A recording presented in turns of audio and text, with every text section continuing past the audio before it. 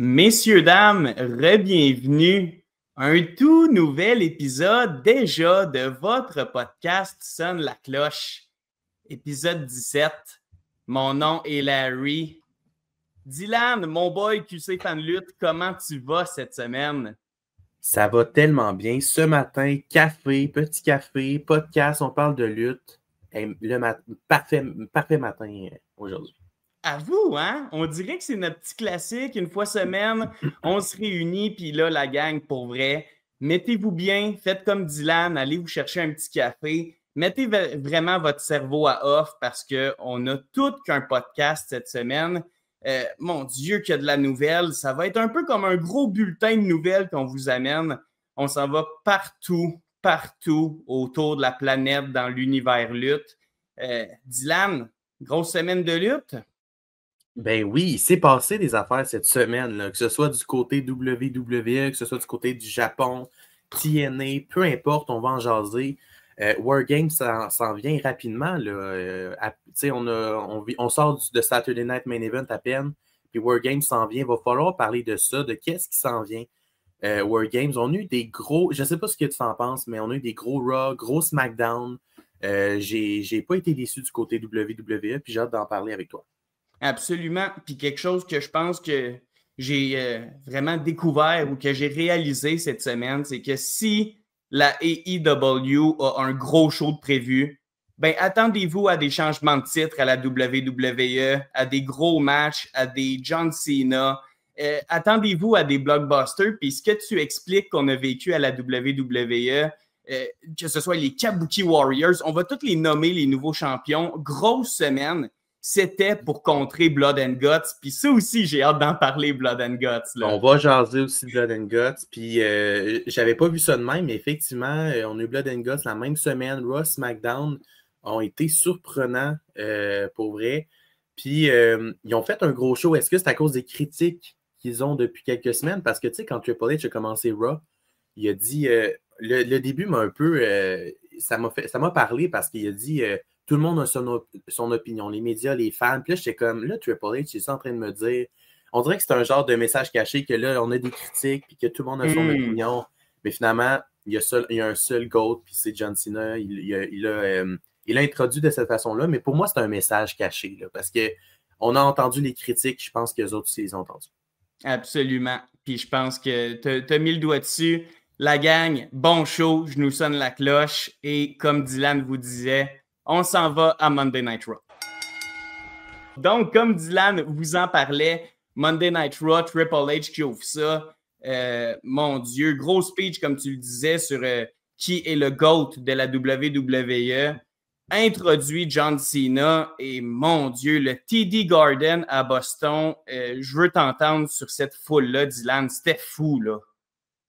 On parle toujours des foules internationales, des foules là, qui sont excellentes en Europe, ici au Canada, mais c'était une foule qui était en feu. On se croirait un peu à l'international à cause que, bon, si vous ne savez pas, John Cena vient de Boston, donc il était chez lui et on l'a ressenti à travers l'écran. La foule, là, c'était incroyable. C'était un moment spécial pour John Cena et les fans qui étaient là. Ça me tentait d'être là sur place parce que c'était historique. On sait que John Cena va bientôt prendre sa retraite. Il reste 2 apparitions pour John Cena, Wargames puis Saturday Night Main Event. Il va apparaître aussi au prochain Raw. Ouais. Donc, il reste 3 apparitions, effectivement, à Raw. Donc, c'est spécial là, ce qu'on vit en ce moment. Puis je pense que je ne suis pas prêt pour le 13 décembre.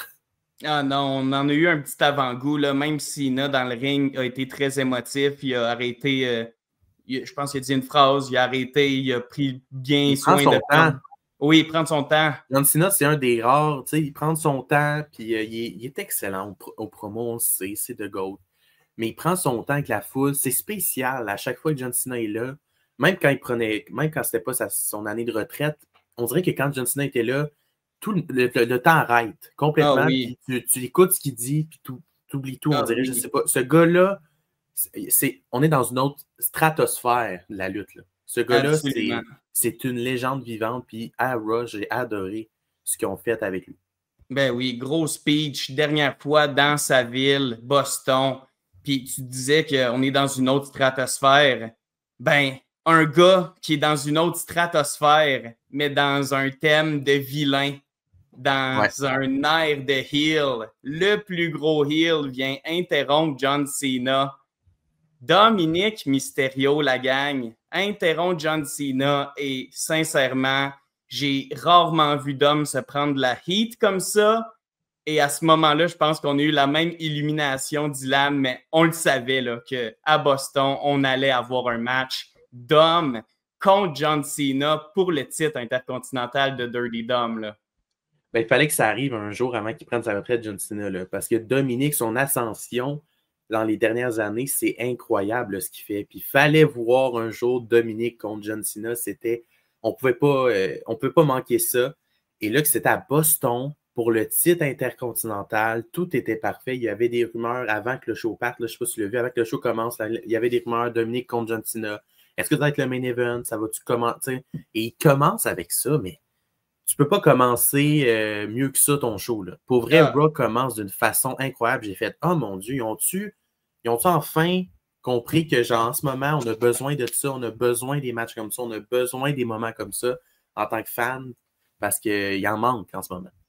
Aucun build-up, aucune rivalité entre les deux gars. C'était juste, mais non. Let's go. C'est ça qu'on veut, c'est ça qu'on doit avoir. Donnez-nous-le. Puis ça a fait un moment que, mon Dieu, je pense que les fans de John Cena, plus spécialement ceux qui étaient à Boston ce soir-là, oublieront jamais. C'était incroyable. C'est des moments comme ça c'est des moments comme ça. Pourquoi on aime la WWE, tu comprends? C'est ça qu'on aime avec la E. C'est la foule, c'est John Cena, ces gars-là, c'est plus que juste des superstars, sont incroyables, c'est des histoires qu'on raconte. Puis comme tu as dit, il n'y avait pas d'histoire, c'était juste hey, on veut voir Dominic John Cena. L'histoire était déjà créée là, avec son père Rey Mysterio.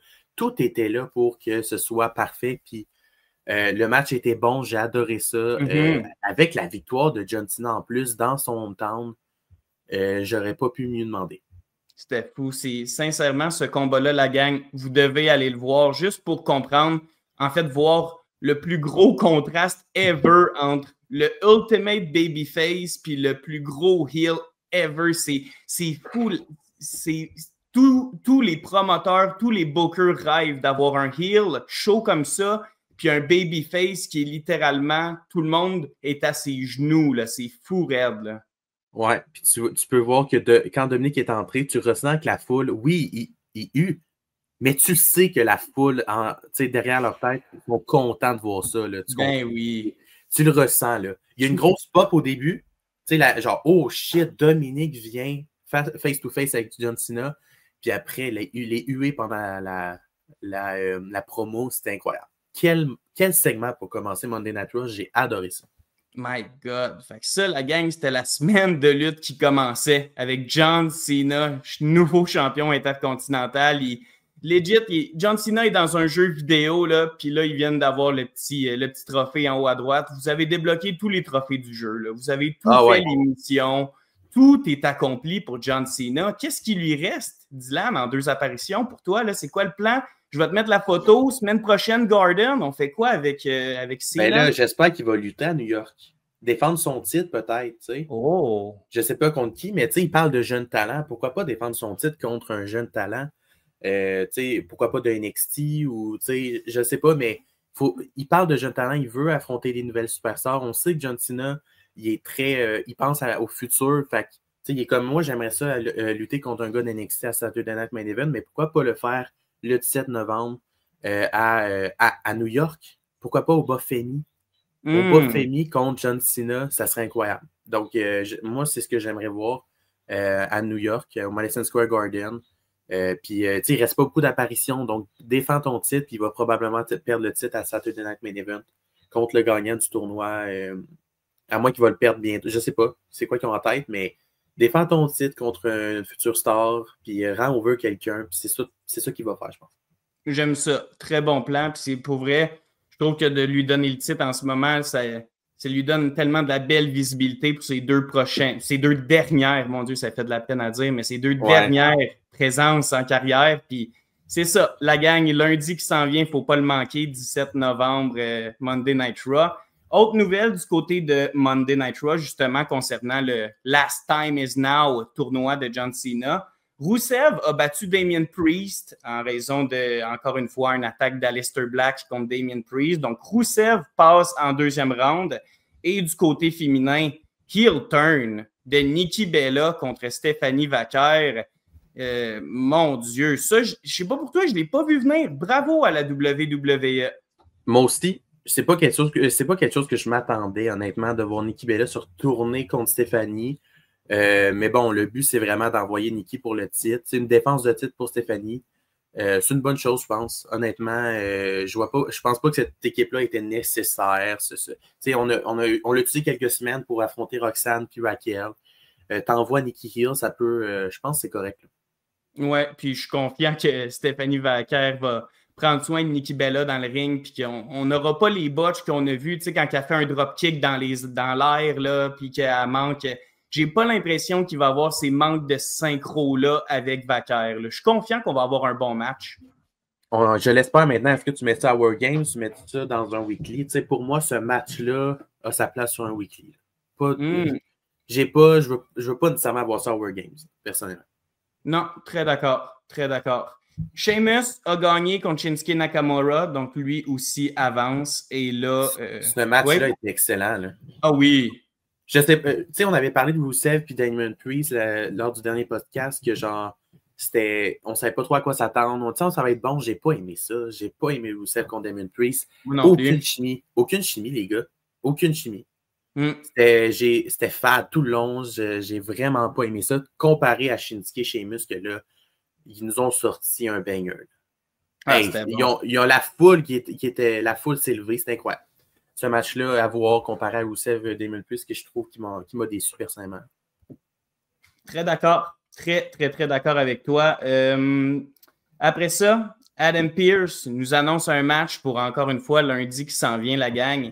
Le Young OG Javon Evans s'en vient à Monday Night Raw pour affronter un gars qui revient d'une grosse blessure au nez, Gunther. Hey, ce match-là, la gang, je vais vous le répéter, là. Javon Evans contre Gunther à Monday Night Raw. Je veux t'entendre, Dylan. Pour ceux qui ne connaissent pas Javon Evans, parce que peut-être vous ne regardez pas NXT, ce gars-là, c'est le futur. Ce gars-là fait des choses. On dit ça des fois, qu'un lutteur fait des choses qu'on ne pensait jamais voir, mais ce gars-là, c'est vraiment ça. Là. Comment il saute, comment il est athlétique. Les moves qu'il fait sont tellement originaux. Et des fois, je suis comme, ça se peut pas. Ce gars-là, tu sais, quand on dit qu'ils sont dans des jeux vidéo, ben lui, il lutte dans un jeu vidéo, je peux pas croire. C'est pas normal qu'il bouge de même à son âge. Là. C'est pas normal qu'il fasse des choses comme ça. Contre Gunther, s'il raconte une belle histoire dans le ring, Gunther, là, tu n'as vu des matchs de Gunther contre des gars un peu comme des petits gars comme Javon Evans. T'as le bait à NXT UK. Et là, Dragunov, ça peut être un vraiment bon match. Pour vrai, si je leur donne un petit 10-15 minutes, là, Gunther qui va frapper Javon Evans. Javon Evans qui va essayer de faire ses moves, puis lui, il va juste le chop, il va être à terre, il va être en... Tout est là pour que ce soit un bon match. J'ai hâte de voir ça. Gunther devrait gagner ce match-là sans problème. Là. Je ne vois pas Javon Evans gagner ça, mais ça va être tout un match. Je pense que ça va être un beau showcase pour Javon Evans sur le main roster qui, peut-être que les gens ne connaissent pas encore. Exact. Quoi qu'on l'a peut-être vu une semaine ou deux à SmackDown. Je ne sais pas trop pourquoi ils l'ont monté à SmackDown. C'est vrai. C'est vrai, on l'a vu 2-3 fois, ouais. Mais c'était vraiment pas un call-up sur le main roster, comme on dit. Puis je pense pas non plus que ça va faire en sorte qu'il va devenir un régulier sur le main roster nécessairement. Mais mon Dieu, c'est vraiment, comme tu le dis, ça va être Javon Evans qui va voler partout. Puis Gunther, on le sait, il a aucune pitié envers personne. Puis il veut en recevoir, Gunther. C'est ça qui est le fun, c'est que c'est un lunatique dans la tête. Puis ce combat-là, la gang, Javon Evans contre Gunther, on le manque pas parce que moi, je pense que Gunther, il s'en va en finale de ce tournoi-là. Là. Il s'en va tout remplir là. C'est sûr. Là. Genre, je sais pas qui va... Si c'est pas lui qui gagne, je sais pas c'est qui, honnêtement. On va voir. Moi, je suis toujours sur Gunther depuis un maudit bout, mais peut-être qu'ils vont nous surprendre avec un gars d'NXT, mais là, pour l'instant... C'est Gunther ou surprise. C'est vraiment ça le gagnant. C'est ça. Selon moi, ouais. Yeah. Fait que, on a aussi appris, Solo Sikoa est dans le tournoi, il va lutter lundi contre on ne sait pas qui. Point d'interrogation. Mon Dieu, ça peut être pas mal n'importe qui. Tu parlais d'NXT. Est-ce qu'on.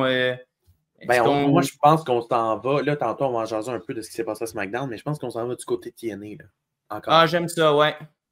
Parce que, tu sais, je veux pas. J'ai l'impression que si on se fie à la logique des choses, NXT, on l'annonce, mais TNA, tu sais, t'annonces pas les surprises. Fait un Joe Hendry, je serais pas surpris. Là. Ah, ça serait bon, ça. Ouais, je pense que pour vrai, ça ferait du sens. C'est un autre. Tu sais, mettons, là, à SmackDown, on a eu Zack Ryder. Je pense que t'envoies. Moi, ce que j'aimerais, si j'ai vu ça sur les réseaux, ce qui serait cool, c'est que ce soit Matt Cardona qui se pointe. On a vu Zack Ryder à SmackDown. Wow! Si Matt Cardona se pointe à Raw, ça serait. Juste pour le moment, ça serait cool. Puis imagine Matt Cardona qui bat Solo Sikoa puis qui avance, ça serait cool. Je sais pas s'ils vont aller là, je crois pas. Je pense qu'ils vont donner la chance à Joe Hendry. On l'a vu un peu, on l'a vu dans Main Roster. Il fait pas grand-chose à NXT en ce moment. Là. Il va à les titres mix de AAA. C'est pas incroyable. Pourquoi pas refaire venir cette sensation-là de Joe Hendry qu'on a perdu un peu dans les derniers mois parce que bon, il est peu au Main Roster. Fait ça serait un beau moment, je pense. Ça, c'est quoi contre Joe Hendry?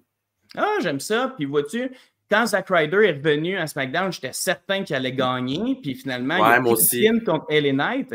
Selon moi, si ils sont pour faire monter, arriver quelqu'un de la TNA, comme tu expliques, ou peu importe, ils vont encore lui faire prendre un pin, tu sais. Fait que selon moi, je pense que Joe Hendry serait le parfait babyface pour subir de la triche de 5 MFT puis prendre un pin, tu sais.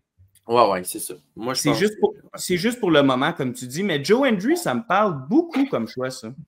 C'est parce que, tu sais, à TNA, il n'y aura pas des gros noms, des noms comme ça, il n'y en a pas beaucoup. Fait que, puis Joe Hendry, le monde le connaît, c'est allé à WrestleMania. C'est un choix safe. Matt Cardona, il y avait une histoire avec John Cena. Joe Hendry, on a toujours pensé voir Joe Hendry contre John Cena. Fait qu'il faut qu'il fasse partie du tournoi, puis je pense que ça va être lui pour le 17 novembre. Ouais. Pour finir, Monday Night Raw, les Kabuki Warriors sont les nouvelles championnes par équipe et on build le War Games puisqu'ils ont gagné grâce à l'intervention de la nouvelle équipe de Nia Jax et Lash Legend. Donc, Nia Jax, Lash Legend sont venus déconcentrer Charlotte Flair et Alexa Bliss. Kabuki Warriors, nouvelle championne, ils méritent. Je suis vraiment content pour elle. C'est juste que là, Motadine, what's next? Mais là, on dirait qu'ils ont créé l'équipe de Nia Jax puis Lash Legend, donc est-ce que tu pourrais pas les envoyer contre les championnes après? Ils ont fait des équipes, ils font des efforts, mais encore une fois, il manque des équipes, ils sont dit à chaque fois. J'ai hâte de dire autre chose parce que je suis un peu tanné, mais ça sera toujours le cas dans la division féminine par équipe. Mais je suis content pour les Kabuki Warriors. Ils ont travaillé fort dans les derniers mois au niveau du storytelling. Il était quand même un point important à Raw, là, au niveau féminin, on va se le dire. Là. Il était quand même Asuka avec Kairi Sane, c'était important. Promo avec Io Sky, là, qui était départagé entre les deux, c'était du bonbon, ça. Ah oui, ils ont été vraiment, je pense que c'est un petit mérite pour eux autres, une petite récompense, là, parce qu'ils ont vraiment travaillé fort pour rendre over Io Sky, Rhea. L'histoire était bonne, c'était l'histoire à ne pas manquer du côté de Raw, selon moi, donc ils méritent ça. Je suis un peu triste pour Alexa Bliss et Charlotte Flair, je trouvais que cette équipe-là était incroyable, mais j'ai l'impression qu'il fallait que ça arrive parce que tabarnouche. Jade Cargill, là, elle ne va pas affronter Bifab à chaque semaine. Dis-le-moi, s'il te plaît, que ça n'arrivera pas parce que sacrément que c'était pas bon ça. Mais bref, c'est ça. Donc, je pense que c'est une bonne chose. Charlotte et Alexa Bliss, on a besoin d'eux autres dans les titles en solo. Je ne sais pas ce que tu en penses, mais Lash Legend, c'est tôt en tabarnouche. Elle s'en va dans War Games. Elle sort de NXT. Elle va lutter dans un 5 contre 5 dans un fucking War Games. C'est quand même tôt là, pour Lash. Moi, pour vrai, je suis tellement pas inquiet pour elle. Mon Dieu. Hey, ciboulette, ses coups de poing, son intensité. Moi, c'est ma découverte pour vrai, cette fille-là. Moi aussi, elle m'a surpris avec ses coups de poing. Là. Hey, quelle machine de guerre. Pour vrai, je comprends pas trop l'union avec les Kabuki Warriors, mais je le sais que Lash Legend va être insane dans le War Games, là. OK. Si tu le dis. Moi, je veux dire que c'est peut-être tôt pour elle, maintenant.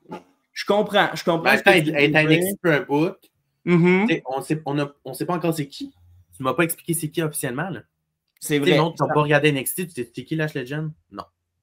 On Très sait bon un point. peu son personnage, on sait, tu sais, mais peut-être l'expliquer aux gens qui n'ont pas vu NXT, là, parce que, tu sais, oui, après, elle était avec Nia Jax, ça a été expliqué. Ils ont eu un match, puis Nia a trouvé qu'elle était bonne. Bon. Mais, je sais pas, juste peut-être expliquer. Je veux pas qu'elle se perde dans cette. Tu sais, elle est là, mais le monde, est-ce qu'ils savent c'est qui?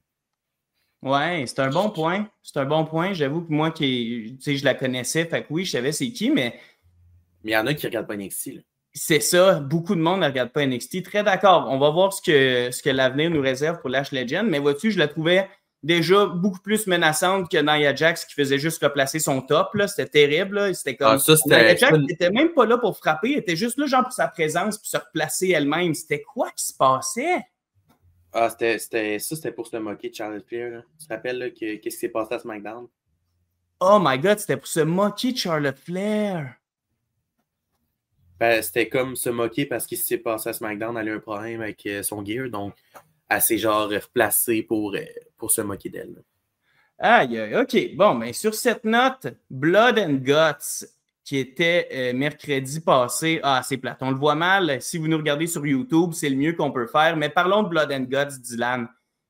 Mon Dieu, un événement qui a fait encore parler, de la AEW. J'ai l'impression qu'à chaque fois qu'ils sont tendance, eux autres, c'est quand il y a quelqu'un qui sauve le front. Et ça n'a pas fait exception, hein? Non, il y a eu du sang. Je pense que le nom, je pense que le show porte bien son nom. Mm-hmm. Moi, je suis quand même, tu sais, mettons, je suis quand même assez. Il y a des choses qui me rendent mal à l'aise dans la lutte, tu sais, mais je suis capable d'en prendre, mettons. Ouais. Mais je t'avoue que quand c'est rendu qu'on sort du feu, quand c'est rendu qu'on sort des. Mettons, moi, je me rappelle le moment où Chris Statlander est tombé sur des clous. Ça, je t'avoue que là, j'étais comme, oh my God. Tu sais, je comprends, c'est plus pour les adultes, mais des fois, je me dis, tabarnouche, on a-tu vraiment besoin que Darby Allin se mette en feu pour faire de la bonne lutte? Tu sais, on dirait, des fois, je suis un peu sceptique sur ce qu'ils font. Mais il y a, veux pas, le Wargames masculin, j'ai vraiment aimé. Plus que le féminin. Là. Le féminin, j'ai pas trippé ma vie. Mais en soi, je pense que c'était un bon show.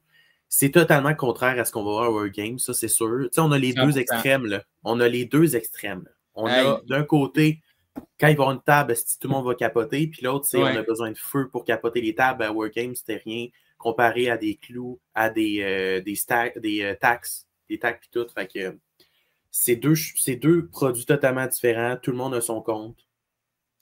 Mais tu sais, des fois, je me dis, ouais, non, c'est ça. C'est, tu sais, quand après chaque match, il faut que tu remplaces la toile du tapis, c'est parce que c'est sanglant. Puis sincèrement, c'est ça qui est difficile, c'est que tu parlais du feu, puis ce spot-là du feu, il vient se perdre dans le combat, vu qu'à travers tout ça, tu as un marteau pilon dans la vitre, tu as la main écrasée dans la vitre. Il y a trop d'affaires. Pour vrai, moi, je pense que je vais juste décrocher de ce genre de match-là parce que ça me dégoûte trop. Puis, je sais pas, je trouve qu'il y a trop d'affaires qui se passent en même temps. Là. Le miroir aussi, là, j'ai un peu. J'ai été. J'ai fait as-tu commencé aux femmes? Est-ce que c'était dans le match les femmes au début qu'il y a le miroir? Je ne me rappelle plus. Oui, c'est Tony Storm qui a passé à travers le miroir. Ouais. Ah mon Dieu. Ça, par contre, ça me. Ouais. Ça, c'était. Je comprends, c'était violent. Puis tu sais, je suis capable d'en prendre, je suis habitué. AEW, c'est le même, mais je sais pas. Tu sais, c'est-tu obligé d'en faire autant? Ça, c'est la question que je me pose tout le temps. C'est-tu obligatoire que Darby se jette sur un. C'est-tu obligatoire tout ce qu'on voit? Je ne le sais pas. Mais c'est drôle parce que ça, mettons, Darby qui se prend une table en feu, on le voit très bien à télé, mais quand on entend genre what the fuck ou je sais pas quoi, c'est coupé. Ou tu sais, quand on entend là, je suis comme tabarnouche. Ça, non. T'es en train de me dire que Darby qui tombe sur une table en feu, c'est moins grave que quelqu'un qui dit what the fuck ou je sais pas quoi à la TV. Là, je suis comme, je sais pas. En tout cas, j'ai aimé j'ai regardé que les Wargames. Pour être honnête, j'ai pas regardé Eggman contre Will Hobbs. J'ai vu que Ricky Steamboat était là à cause de l'histoire de l'Arena. Ouais. Donc, avec FTR, ça devait être drôle. Ça devait être un bon segment, honnêtement. Mais, ouais, c'était AEW. Si vous n'avez pas votre compte avec Wargames, regardez Blood and Guts. Peut-être que vous allez l'avoir, votre compte. Pour les fans de hardcore, là, c'était vraiment, vraiment pour vous autres. C'était legit. Des fois, on était concentrés sur 2 lutteurs. Puis là, la foule réagissait genre « Oh! » Puis là, la caméra coupait. Puis c'était comme on voyait quelqu'un ensanglanté. Il s'était passé quelque chose de random. Mais comme, crime, fais-le pas si t'es pas filmé. Genre, quel gâchis de blading. Puis comme Sky Blue au début, c'était comme... Oh my God, Sky Blue, elle a été... rootless. Puis après ça, c'est comme... Il y a eu 2-3 autres spots que Sky Blue, on la voyait même pas faire. En tout cas, quel manque. C'est dur à filmer aussi, ce Wargames-là, mais... Ouais. Tu sais, Wargames, en gros, c'est dur, mais oui, effectivement, tu sais, ça se ressent qu'il y a des spots qui sont faits, qu'on voit pas, puis ça, tu sais, à quel point ils sont prêts pour filmer des affaires. En tout cas, voilà. Pas sûr que j'ai tout aimé. Écrivez-nous dans les commentaires, la gang, pour vrai. Si vous avez aimé ça, Blood and Guts, écrivez-nous. Pour vrai, Meltzer a été crazy. Il a donné un 5 étoiles à celui des hommes, un 4.5 sur 5 à celui des femmes. Donc, une grosse soirée de lutte. Vous allez trouver votre compte si vous regardez ça, mais beaucoup trop de sang, là, dégueulasse. Ouais, c'est ça. Puis, on est encore dans les nouvelles. Allons-y plus en profondeur. On vous parlait du côté de Friday Night SmackDown. On a eu un retour contre LA Knight. Woo, woo, woo, you know it. Zack Ryder est de retour. Comment tu t'es senti? Ah, nostalgique, parce que moi, ce gars-là, je le regardais quand j'avais, c'est quoi, 7, 8 ans, je le regardais. Là, ce gars, je m'appelle encore. Ce gars-là, là, il m'a marqué dans la lutte parce que je me rappelle encore de son histoire avec Kane. Okay? Je sais pas si tu te rappelles, mais Zack Ryder était blessé. Puis je me rappelle encore Kane qui l'a crissé en bas du stage. Puis j'ai été traumatisé. Puis là, il y a John Cena, son ami. J'ai été meilleur ami. Moi, là, je me rappellerai toujours de ça. Je ne sais pas pourquoi, mais ça m'a comme marqué. Zack Ryder m'a marqué. Malgré que, à quel point c'était une grosse star, à quel point la WWE misait sur lui, tu sais. Mais cette storyline-là m'a marqué. Puis le fait qu'il revienne avec son theme song en Zack Ryder, j'étais nostalgique. Puis là, j'ai regardé ça, puis j'ai fait et Zack Ryder et les Knights se ressemblent tellement. C'est pareil, hein? Colon. Pour vrai, là, c'était le meme Spider-Man, là. Ouais. Tu faisais le meme de Spider-Man, là. Ils se ressemblaient. Hey. J'étais comme, c'est les mêmes gars. C'est les mêmes gars. Même le Rough Rider, c'est genre le premier move que j'associerais à LA Knight, genre qu'il pourrait faire. C'est fou. Ouais. Même leur moveset sont niveau pareils. Tout est pareil. Tout est pareil. Ça m'a un peu... ça m'a perturbé, mais j'étais content de voir Zack Ryder à SmackDown. Belle pop, beau moment. Je pense qu'il y a dessus le réseau que ça faisait. Il travaillait fort pour ce moment-là. Puis, il nous avait dit en podcast que Zack Ryder est mort, qu'il ne reviendrait plus. Ouais. C'était un moment spécial de TV là, qu'on a vécu là, encore une fois. À Raw, on a eu John Cena qui gagne le titre ici. Tu as eu Zack Ryder de retour à SmackDown. C'était une grosse semaine de lutte. C'est pour ça qu'on vous dit ça.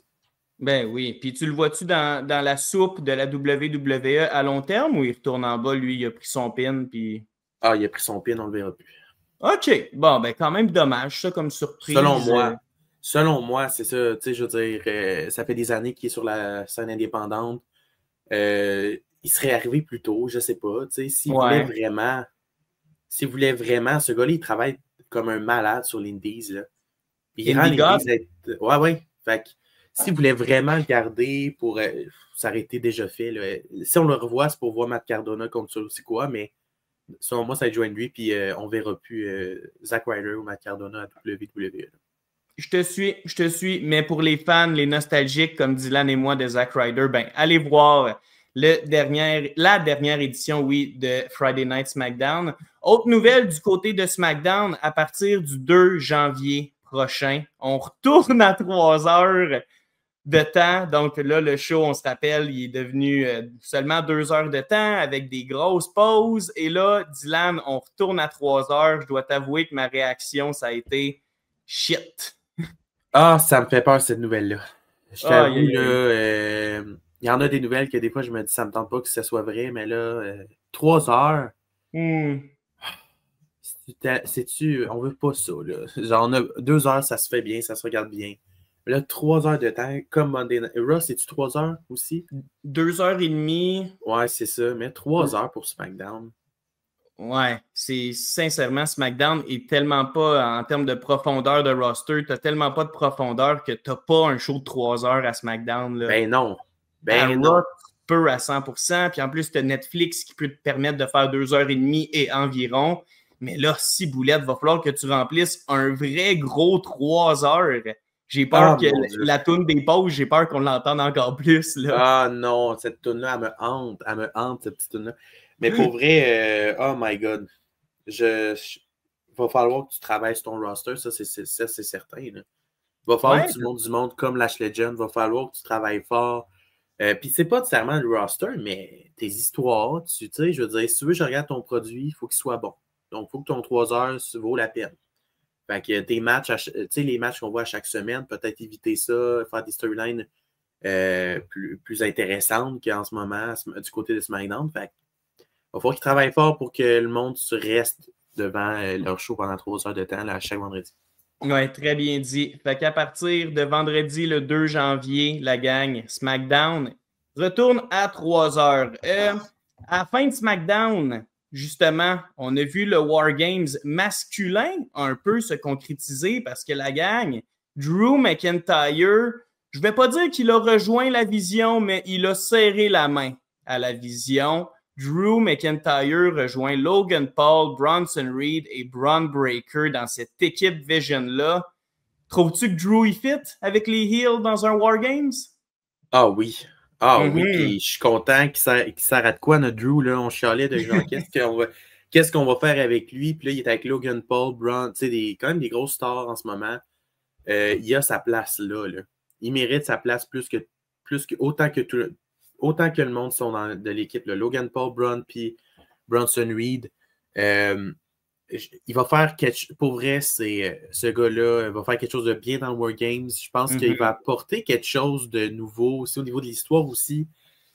On avait besoin de Drew McIntyre. Fallait qu'il soit dans le War Games. Il y a une histoire de Cody Rhodes. Fait que tout est là. Là, ça va être qui le 5e lutteur? Ça va être qui? Est-ce que on le sait ou. On le sait pas. Mon Dieu. Mon Dieu, le guess à tout le monde est aussi bon que le nôtre. Moi, je pense peut-être à Brock, qu'on a vu qui devait parler à Paul Heyman, mais là, je nous ramène vers WrestlePalooza, là, ça fait loin. Là. Ouais. Mais si t'as Brock, ça va être un gros War Games. Là. Ouais, ton équipe heel est. T'as John Cena, t'as Cody, Punk. T'as JP Punk. Puis Roman? Tu ramènes-tu Roman? Roman, hey, ça serait un sacrement War Games. Là. Ce serait thématique 2025. Star Power avant tout. Oh, sacrément que ça va être un gros War Games. Hey, ça n'a pas de sens. Si t'as Roman, parce que John Cena, on le met dans le War Games, ça c'est certain. Parce que je pense qu'il y a des rumeurs qui feraient partie du War Games. Même si le titre, tu le mets dans le War Games, là, tu ne fais pas dépendre. Puis contre l'autre, il y a une histoire avec Logan Paul. oui. Il y a tout, là. Tout est là. Absolument. War Games cette année va être quelque chose. Mais je pense qu'on ne s'est jamais dit le contraire. Là. Je veux dire, je pense qu'ils ont toujours été ça coche au niveau de ça. Au niveau des War Games, on n'est jamais déçus. Ça va être quelque chose. Si c'est ça, là, s'il y a Roman qui fait son retour, tu as besoin de Roman à War Games. Tu as besoin. Faudrait qu'il revienne bientôt, peut-être à New York ou après, mais ça va être cool. Ouais, War Games à San Diego, la gang, je vous rappelle la date, 29 novembre, samedi 29 novembre, dès 19h. Gros show. C'est ce qui fait le tour un peu pour la WWE. Ben, en fait, on a une nouvelle signature, Dylan. Joe on en a parlé. Hendry, c'est officiel. Fait que là, ton hypothèse qui pourrait être là lundi prochain à Monday Night Raw, ben, ça se concrétise. Là, Joe Hendry signe à la WWE. Effectivement, on a dit son nom et il apparaît. Joe Hendry qui a signé avec la WWE enfin.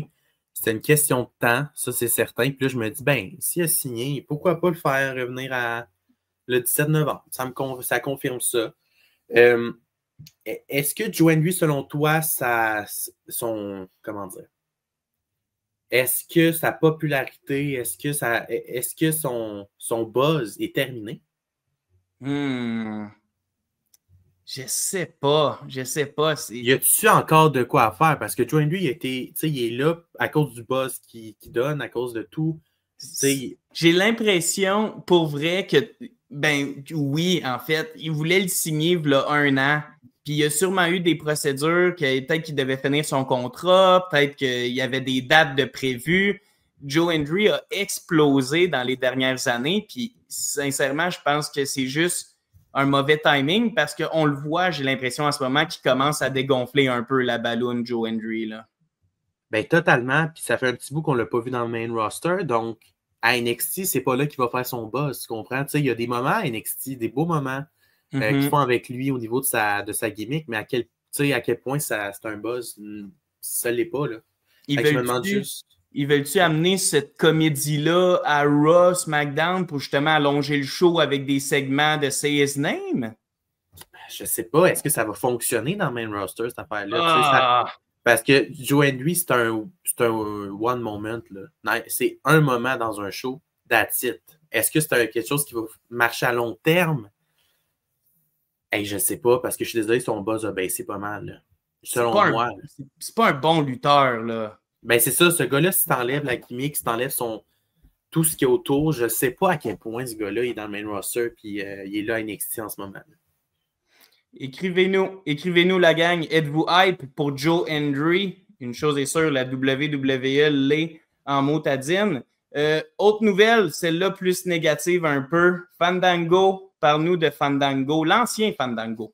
Effectivement, qu'on connaît maintenant sous le nom de JDC du côté TNA. Cette semaine à Impact, c'est un épisode Impact Live en Floride, au Full Sail City University. Puis ils ont annoncé, en fait, Fandango a annoncé, il a pris le micro avec le système, son clan, et a annoncé qu'il allait prendre sa retraite après Genesis, qui est le show en janvier, le gros pay-per-view qui débute l'année de TNA. Il était un peu, il dit là, qu'il a pris cette décision-là avec sa femme, que là, ça faisait, je pense, 23 ans qu'il était dans le business, qui en doit beaucoup à cette business-là. En tout cas, c'était quand même émouvant de le voir comme ça, Fandango. Puis, peu importe ce qu'on va dire sur ce gars-là, je trouve que dans tout ce qu'il a fait dans sa carrière Fandango, que ce soit WWE, que ce soit TNA, j'ai jamais dit c'était mauvais, genre. Il a toujours fait ce qu'il avait à faire. À aucun moment, quand il était là, à aucun moment, je me suis dit, hey, c'était pas bon ce qu'il a fait. Ce gars-là est bon. C'est un bon lutteur. C'est pas un John Cena, ça, je suis au courant. Il a pas.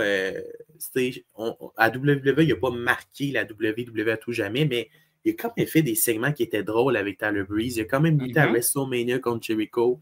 Il était over quand même, sa gimmick de danseur et tout. C'était quand même. Moi, ça m'a marqué personnellement. Puis, ça va me faire de quoi de pas voir Fandango. Là. Genre, sa gimmick, il est bon, ce gars-là. Fait que il va nous quitter. Il va quitter, en fait, le ring en janvier, après Genesis. Puis, ils ont déjà commencé un peu, je veux pas dire une tournée d'adieu, je veux pas dire ça, mais mettons en Turning Point, ils ont fait un match spécial 4 contre 4 contre les Rascals avec Desmond Xavier qui a rejoint TNA, donc avec l'ancien Wesley. Donc, tu sais, ils ont déjà préparé, je pense, des petits trucs pour lui, des petits moments spéciaux. Il va pouvoir lutter avec le système. Puis, le système, j'ai toujours aimé ce qu'il faisait. Ils sont rendus face. Ils ont longtemps été heel, mais tu sais, avec Brian Myers, Moose, Eddie Edwards, puis Alicia Edwards, c'était quand même un système, c'est quand même un clan qui est important en ce moment à TNA, puis ils vont faire des belles affaires du côté de TNA. Fait que si jamais vous voulez voir un peu Fandango avant qu'il quitte, ben c'est du côté de TNA que ça va se passer. Pourquoi pas le voir NXT un peu avant? J'aimerais ça, voir Fandango avant qu'il quitte, mais il nous a dit qu'il prenait sa retraite en janvier. Mais c'est vrai ce que tu dis, il y a toujours rempli le rôle dans lequel on l'a mis, puis il a quand même lutté à la WWE dans des années difficiles. Là, Vince, c'était le genre de gars qu'après la fin de la streak, le match d'après, c'était « Ah ouais, Fandango va danser parce que c'est un pause-piste. » Il a dit dans un environnement très difficile, puis du charisme, le gars était charismatique, il dansait, dans le ring, il allait chercher sa foule. Moi, il m'a beaucoup parlé, Fandango. Oui, donc c'est sûrement une question. La raison est probablement familiale, comme il a dit. Là. Je pense qu'il s'est marié il n'y a pas longtemps, donc il veut sûrement profiter de sa famille. Il le mérite totalement. Puis j'ai hâte de voir ce qu'ils vont faire avec lui du côté de TNA d'ici janvier. Là, ça s'en vient assez rapidement, mais Genesis sera le dernier pay-per-view de Fandango de sa carrière. Ensuite de ça, t'en parlais un peu, mais vas-y avec Desmond Xavier, l'ancien Wesley. Il a rejoint TNA? Effectivement. Donc, Wesley, qui a quitté récemment la WWE, là, il a rejoint TNA. À ce qui paraît, il n'y a pas de contrat signé. Donc, pour l'instant, il est très sans contrat. Mais il a rejoint les Rascals, donc l'équipe avec laquelle il luttait pendant un certain moment du côté de TNA. Il a rejoint les Rascals, comme je t'ai dit, pour lutter contre le système à Turning Point, qui est un show spécial TNA. Moi, ça me fait toujours... maintenant là, que TNA et WWE travaillent ensemble, ça me fait rire rire que du monde quitte WWE pour aller à TNA, sachant très bien que les deux travaillent ensemble. C'est comme... Oui, Wesley n'est plus là, mais s'il signe officiellement qu'il y a TNA, on va le voir. Tu sais, ça se peut qu'on le revoie à NXT. Là. C'est arrivé. Là. Il y a une lutteuse aussi là, qui a quitté NXT, qu'on la revoit, qui est à TNA, on la revoit à NXT. Fait, on dirait que les départs sont plus des départs, on dirait. Là. Wesley, tu vas le revoir. Là. Absolument. Il y avait une grosse vague d'amour sur les réseaux sociaux et tout. Puis comme, I would like to sincerely say thank you. Puis c'est comme, ben, tu t'en vas juste en bas. Tu sais, c'est pas la fin du monde. Puis je comprends ce que tu veux dire que, tu sais, c'est Ash by Elegance aussi qui avait dit de jamais couper de pont avec personne. Puis ça, c'est littéralement ce qu'il a fait. Là. Peut-être qu'il n'y avait pas de plan pour lui en haut, mais ici. Il a juste regardé ses options puis il a dit bon, ben, si je veux revenir dans 5 ans, c'est où que je dois être? À TNA, qui va sûrement être acheté par la WWE d'ici 5 ans. T'sais. Puis peut-être qu'il va, on va peut-être le revoir. Ça se peut qu'il re-signe, comme tu as dit, avec WWE. Ça se peut, pour moi, c'est pas un départ officiel parce qu'on va le revoir peut-être. Il est avec les Rascals, ça se peut qu'on les revoie à NXT. Puis TNA, on voit des gars de NXT, en tout cas. Fait que voilà, il a rejoint TNA, donc peut-être qu'on va revoir Wesley là, dans les prochaines semaines du côté de NXT. À suivre. Prochain point, la gang.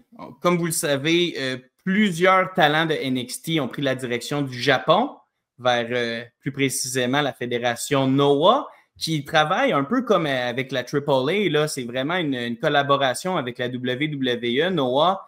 Et mon Dieu, NXT semble vraiment prendre le contrôle du Japon, là. Ben oui, parce que c'est tout nouveau. Là. Tu te rappelles de Yoshiki Namura qu'on avait jasé un peu dans le podcast?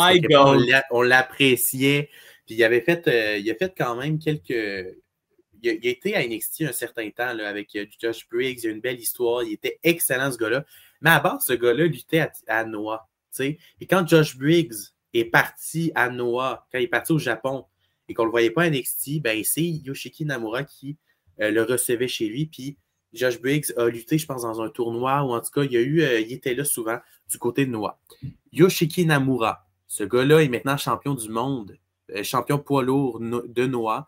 Il a battu Kenta récemment, la semaine passée, même pas, et il est champion du monde. C'est un titre qu'il n'avait jamais pu toucher, même pensé avoir touché à cause qu'il n'était pas main event picture, mettons. Et là, il est champion du monde, sûrement grâce à NXT, sûrement, il a été à NXT et tout, et il a battu Kenta. Et c'est pas le seul je dirais pas que c'est un NXT guy parce que il vient de Noah, mais on a vu à NXT quand même un certain moment. Mais l'équipe Hank and Tank qui ont été champions NXT, tu te rappelles, maintenant, c'est à leur tour de faire une petite tournée au Japon et ils ont gagné des titres par équipe GHC du côté de Noah. Puis ils sont là à chaque semaine. Là. Ils vont défendre dans un triple threat aussi, où je pense qu'en fait, j'ai vu un peu, là, ils sont là, ils vont faire des promos, ils luttent tout le temps. Tu sais, du côté du Japon, comment ça se passe, c'est qu'il y a beaucoup de shows, premièrement. Genre, ils luttent énormément, ces gars-là, puis ben, c'est des 4 contre 4, c'est des 3 contre 3, c'est des 5, c'est des 5 contre 5, gros main event, puis ça, pour builder justement des gros matchs, des gros shows, c'est là que tu as des matchs de championnat, les gros shows. Fait ils sont en train de builder ça. Puis pour vrai, je suis content. C'est toujours une bonne nouvelle que des gars de NXT partent au Japon apprendre, parce que le WWE, leur système de développement, c'est un autre niveau. Là. Genre là, tu as Evolve, tu as NXT, tu as TNA, puis tu as des gars de NXT qui s'en vont au Japon. Genre, ces gars-là vont apprendre, genre, c'est incroyable. Là. Genre, tu vois comment ça se passe au Japon, tu dois apprendre plein de choses. Il y a des choses au Japon qui ne se passent pas à NXT. La foule est différente, tout est différent. La structure d'un match est totalement différente de ce que je remarque. Donc, ils vont apprendre beaucoup, puis ils vont revenir encore meilleurs Rank and Tank après après ces semaines à Noah. 100%, puis c'est juste le début, puis après ça, ils vont revenir, puis ils vont tellement parler en bien que, je sais pas, après ça, ça va moins bien aller à la WWE. Hey, va te réinventer au Japon, tu sais, on a des contacts, on a des ressources pour toi et tout. Pour vrai, c'est vraiment positif, ça. Il faut que ça se rende plus dans nos écrans, là, du Noah, mais we're getting there, on va y arriver. C'est vrai que Noah, tu sais, on a vu AAA, on voit beaucoup de TNA, mais on n'a pas vu Noah beaucoup. Là. À part Yoshiki Namura, j'aimerais ça que dans quelques semaines, il y a quelqu'un de. Tu sais, il y en a du talent en Noah. Là. Le roster est stack, mon homme, je te le dis. Là. Ah! Ils ont du talent, là. Il y en maudit, puis il y en a que je verrais bien à NXT. Pourquoi pas pendant quelques semaines, j'aimerais ça. Il y en a du beau monde. Des légendes aussi. Là.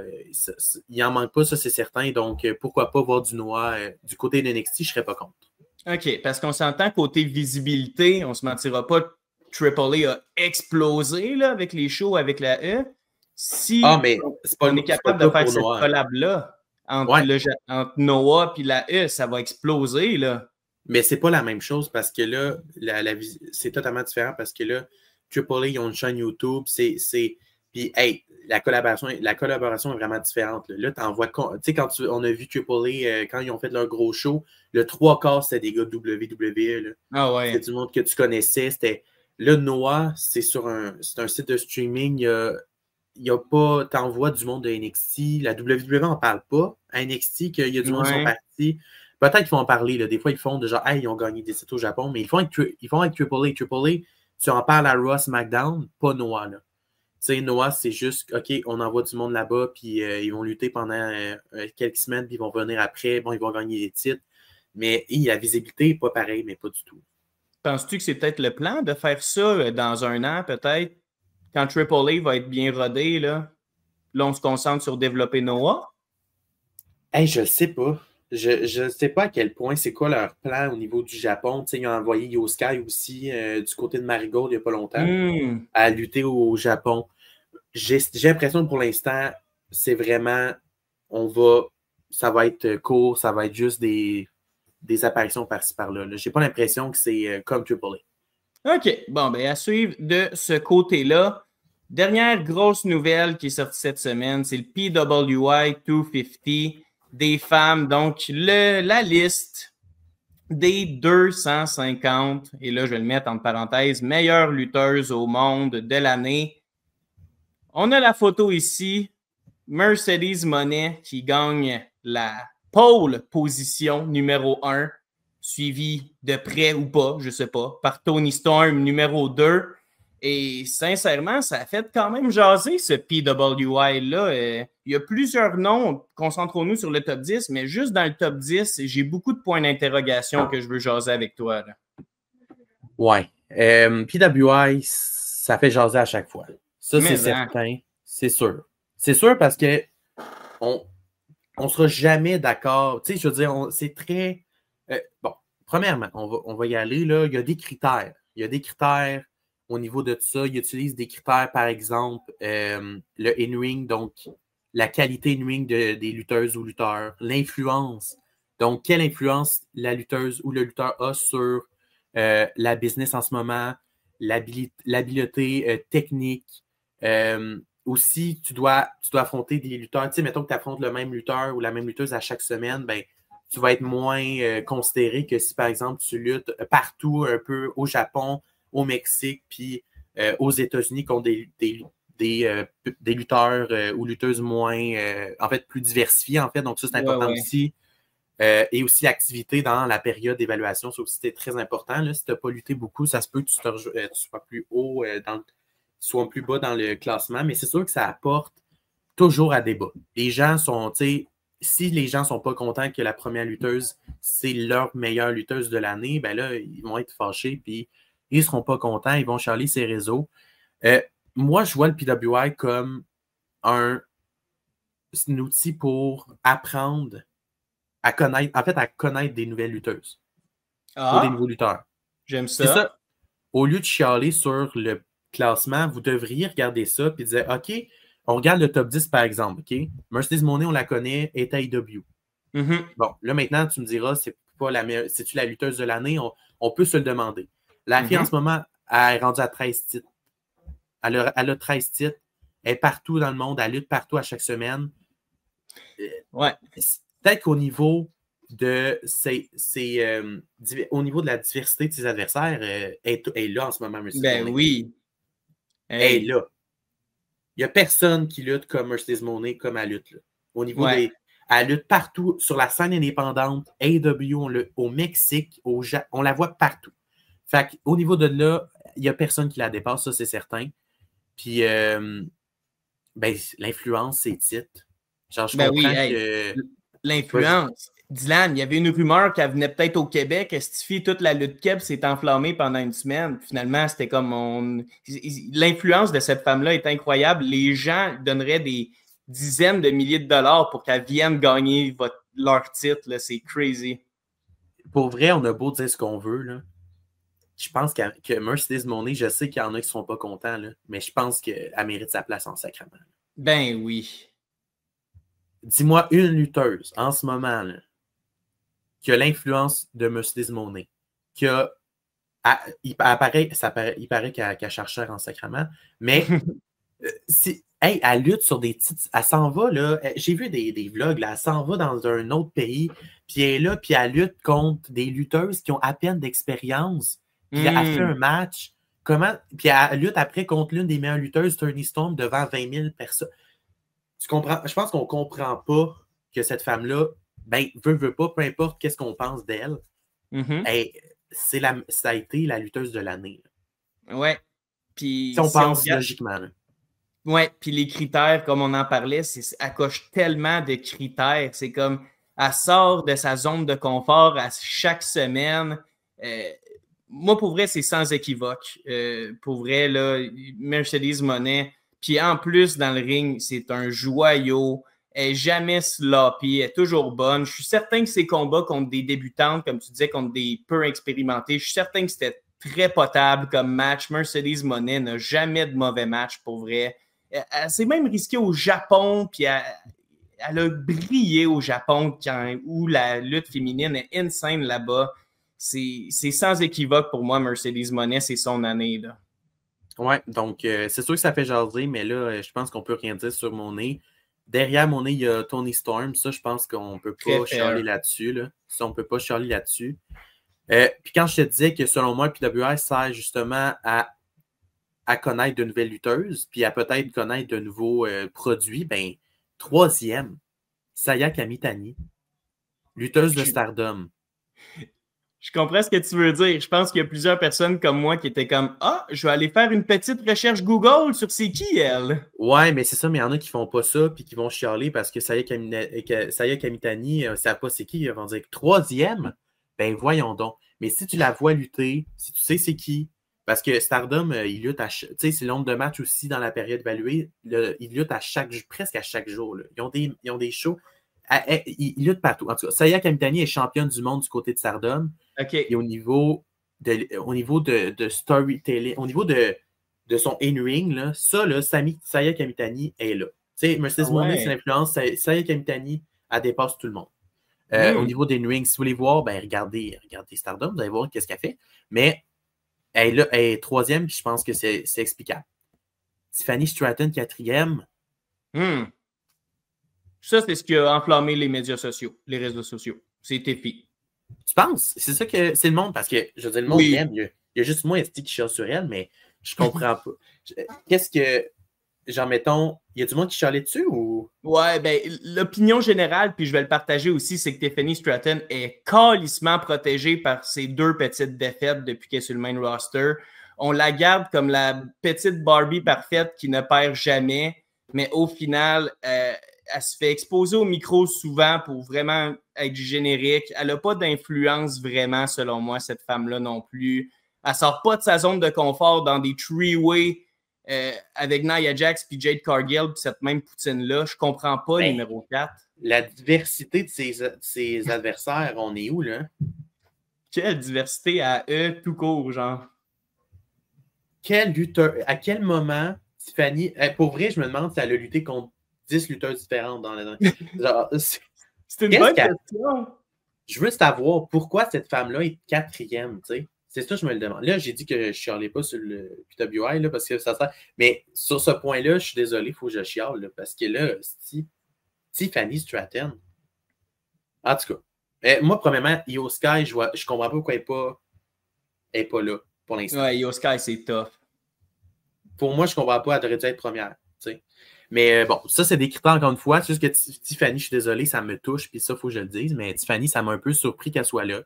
Stéphanie Vacker, cinquième, je pense qu'on est au courant qu'elle a sa place là. Io Sky Ben aussi, sixième. Elle aurait pu être première, je n'aurais même pas été surpris. Athena, elle lutte comme une malade. Ring of Honor, AEW, elle n'arrête pas, cette fille-là, elle mérite aussi là. Une autre japonaise, Surrey, qui lutte partout au Japon en ce moment, qui a été à NXT là, il y a quelques années. Donc, si vous ne la connaissez pas, c'est probablement la meilleure lutteuse en ce moment au monde. Naomi, je pense qu'elle a sa place aussi. Elle a bien, je sais pas. Là, Naomi, c'est de l'influence. C'est à Evolution, le moment dans un PLE tout féminin, le cash-in. C'est le Proceed with Caution qui, on va le dire, a marché quand même bien comme gimmick pour elle. Elle s'est revampée. Par contre, je doute de sortir de sa zone de confort, du gros in-ring. C'est pas là que je placerais vraiment Naomi, mais qu'est-ce que tu en penses? Mais... Pour ce correct numéro 9? Ben, je pense que c'est surtout le fait que on l'a jamais vu de même. C'est comme un. C'est la découverte de l'année, tu comprends? C'est genre. Ah, j'aime ça. Tu comprends-tu que c'est genre le Naomi, on ne s'attendait pas à ça, qu'elle était capable de faire autant, puis là, on lui a mis le titre, puis elle a été capable de s'arranger avec. Là. Fait que oui, c'était une grosse année pour elle. Fait que je pense qu'elle mérite d'être là, pour tout ce qu'elle a fait à Raw, tout ce qu'elle a fait en tant que championne. Puis là, elle n'a pas fait des mauvais matchs. Elle a fait des bons matchs contre Rhea et Io Sky. Ça n'a jamais été mauvais. J'ai jamais trouvé aussi que Naomi était une mauvaise lutteuse. Je pense qu'elle mérite sa place là. OK. Intéressant. Puis pour finir, Rhea Ripley est 10e. C'est fair. Mais en même temps, as-tu fait de quoi? Tu sais, elle a fait des maudits gros matchs. WrestleMania, tu sais, je sais pas c'était quand la période d'évaluation, mais tu sais, je me rappelle dans la dernière année, elle a fait des gros matchs. Là. Mais à quel point elle est dans le top. Tu sais, Rhea Ripley sera toujours, mais toujours dans le top 10 selon moi. À moins qu'elle soit blessée durant la période d'évaluation, à moins qu'elle est toujours dans le top 10 depuis qu'elle a eu son gros son gros buzz là, depuis que c'est Rhea Ripley. Là. Fait que, elle est toujours dans le top 10 cette année aussi. Ça fait du sens, mais je pense qu'il y a des lutteurs qui ont plus shiny qu'elle, là, malheureusement, dans la dernière année.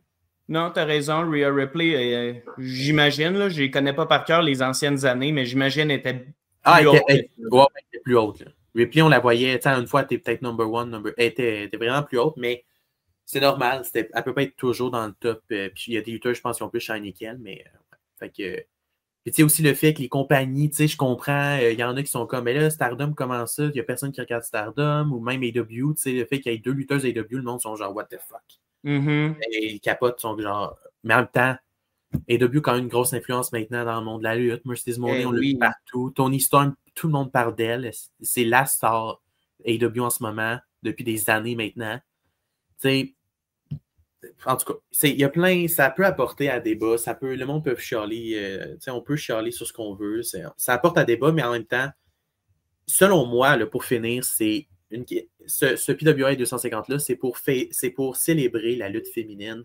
C'est pour se dire que regarde comment le talent, on est assez content qu'on puisse mettre 250 femmes sur le PWI. Et dire que, hey, ils ont sa place là, ces femmes-là. Il y a eu Chris Styles qui a été là, Casey Nyman a été dans le PWI, là, j'ai peur d'oublier du monde, mais. Léa Sparks dans les couvertes. Aussi, fait c'est cool. C'est juste pour. On parle de ça, c'est reconnu, donc on apprend à connaître des lutteuses. Pour moi, c'est plus une question de célébrer que chialer sur le classement. Même si je me suis permis un peu. Mais pour vrai, c'est ce que je vais retenir parce que juste Saya Kamitani, je la connaissais pas, puis tu m'as dit qu'elle est complètement insane. Je te jure que cet après-midi, je m'en vais regarder un de ses combats, puis c'est à ça que ça sert, comme tu l'as dit, on découvre des lutteuses. Sinon, si tu ne regardes pas un match, pas grave, elle va lutter en janvier sur le gros show contre Shuri, qui est une autre excellente lutteuse. Juste le fait de lire son nom, tu sais Saya Kamitani, OK, tu sais c'est qui, puis quand tu vas voir sur les réseaux, quand tu vas voir une nouvelle, quand je vais te dire Saya Kamitani, là, tu vas savoir. C'est vrai. Puis tu vas dire, OK, ben là, contre Shuri, OK, ça va être gros. Fait que c'est juste le fait d'entendre son nom que c'est une bonne chose pour ça, le PWI. Très bon point. Ben, pour vrai, c'est ce qui fait le tour d'un gros podcast. Gros podcast cette semaine. Gros podcast. Là.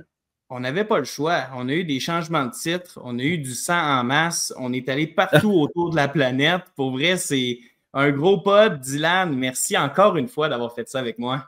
Merci à toi. Toujours un plaisir. Gros pod, là. Puis je pense qu'il fallait. Puis merci à tout le monde là, qui nous écoute. C'est vraiment cool qu'on fasse ça. Puis très hâte au prochain pod. Là. J'espère qu'il va être très bientôt. Là. Il y a des grosses choses qui s'en viennent. Là. Donc, la fin du mois de novembre va être vraiment bondée de lutte. Puis on va être là pour en parler avec vous autres. Ben oui, absolument. Au plaisir, la gang, de vous voir très bientôt. Donc, suivez-nous sur TikTok, QC Fan Lutte RNBO. Suivez-nous partout, la gang. Facebook, Instagram. Hey, c'est vrai, hein? On est rendu partout, gang. Allez-y. On est rendu partout. T'as fait une job de malade sur Instagram. On est sur TikTok. Allez voir ça. Allez voir ça. Ça vaut la peine. On partage des clips. On va partager des affaires. Donc, suivez-nous. Yes. Là, ça part. Puis là, pour les prochaines fois, ça va être super simple. Donc, tout ce que j'ai à vous dire, c'est suivez-nous partout. Peu importe vous êtes sur quelle plateforme, sonne la cloche. Vous allez nous trouver, c'est certain. Donc, la gang, on se laisse là-dessus. Très bel épisode cette semaine, épisode 17. That's a wrap, la gang. Passez une merveilleuse fin de journée. Take care and peace.